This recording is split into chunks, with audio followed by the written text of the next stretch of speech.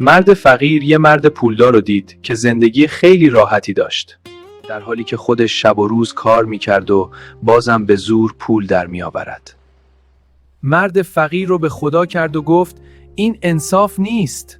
خدا پرسید پس از نظر تو انصاف چیه؟ اون مرد پولدار رو دقیقاً مثل من فقیر کن.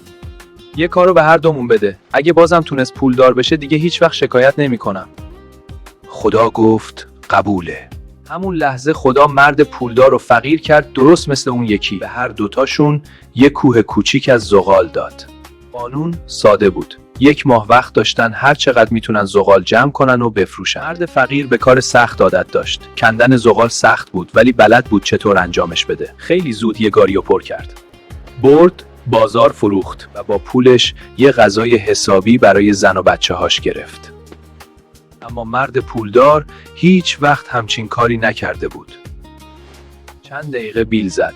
بعد مجبور شد استراحت کنه. عرق از سر و صورتش سرازیر شده بود. چند ساعت بعد به زور یه گاریو پر کرد و برد بازار و فروخت. با سودش فقط چند تا نون خرید و بقیه پولشو نگه داشت.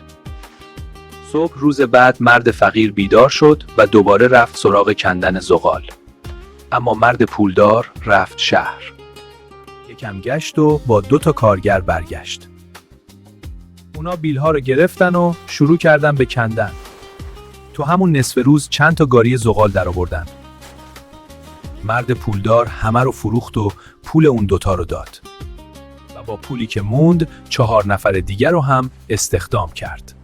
مرد پولدار هم کنار ایستاده بود و فقط مدیریت میکرد. تا 3 روز بعد سودش چند برابر پولی بود که مرد فقیر درآورده بود.